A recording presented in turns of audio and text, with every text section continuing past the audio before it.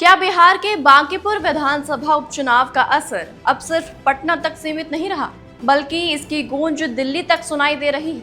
आखिर ऐसा क्या हुआ कि बीजेपी का 30 साल पुराना किला ढह गया, और क्यों इस हार को सिर्फ एक सीट की हार नहीं बल्कि बीजेपी के लिए बड़ा राजनीतिक संदेश माना जा रहा है।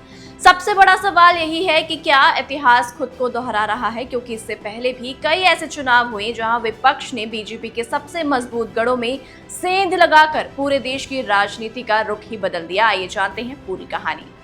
बिहार के बांकीपुर विधानसभा उपचुनाव ने देश की राजनीति में नई बहस छेड़ दी है। इस सीट पर प्रशांत किशोर की जीत को सिर्फ एक चुनावी जीत नहीं बल्कि बीजेपी के लिए बड़ा राजनीतिक झटका माना जा रहा है। वजह भी साफ है, बांकीपुर विधानसभा सीट बीजेपी का सबसे मजबूत गढ़ मानी जाती है। साल 1995 से लेकर साल 2025 तक लगातार 9 बार इस सीट पर बीजेपी ने जीत दर्ज की है। वहीं नितिन नवीन ने इस विरासत को आगे बढ़ाते हुए लगातार चुनाव जीते। ऐसे में इस सीट का विपक्ष के खाते में जाना राजनीतिक गलियारों में बड़ी घटना मानी जा रही है।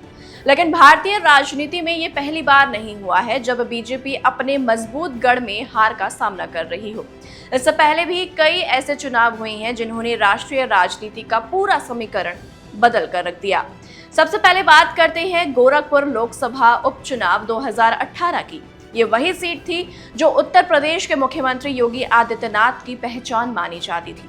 योगी के मुख्यमंत्री बनने के बाद ये सीट खाली हुई और उपचुनाव कराया गया।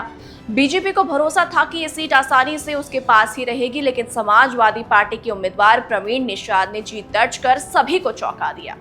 ये हार इसलिए भी बड़ी मानी गई क्योंकि गोरखपुर में बीजेपी 1991 से लगातार जीत दर्ज करती आ रही थी। इसके बाद फूलपुर लोकसभा उपचुनाव 2018, ये seat deputy CM Keshav Prasad Maurya के इस्तीफे के बाद खाली हुई थी। बीजेपी को यहां भी जीत की उम्मीद थी, लेकिन समाजवादी पार्टी के उम्मीदवार नागेंद्र सिंह पटेल ने बीजेपी प्रत्याशी को हराकर विपक्ष को बड़ी सफलता दिलाई। फूलपुर में भी उन सीटों में शामिल थी जहां बीजेपी का मजबूत जनाधार माना जाता था। अब बात राजस्थान की। अजमेर लोकसभा उपचुनाव 2018 में कांग्रेस उम्मीदवार रघु शर्मा ने बीजेपी के रामस्वरूप लांबा को बड़े अंतर से हराया।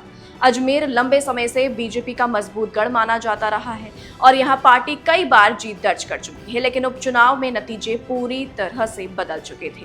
इसी साल अलवर लोकसभा उपचुनाव में भी कांग्रेस ने बीजेपी को बड़ा झटका दिया। कांग्रेस उम्मीदवार डॉक्टर करण सिंह यादव ने बीजेपी के डॉक्टर जसवंत सिंह यादव को हराकर ये संदेश दिया कि मजबूत मानी जाने वाली सीटें भी सुरक्षित नहीं है। अलवर में भी बीजेपी का लंबा राजनीतिक दबदबा रहा था और अब साल 2026 में बांकीपुर विधानसभा उपचुनाव ने इस सूची में अपना नाम जोड़ लिया है। करीब 3 दशक तक बीजेपी के कब्जे वाली सीट विपक्ष के खाते में चली गई।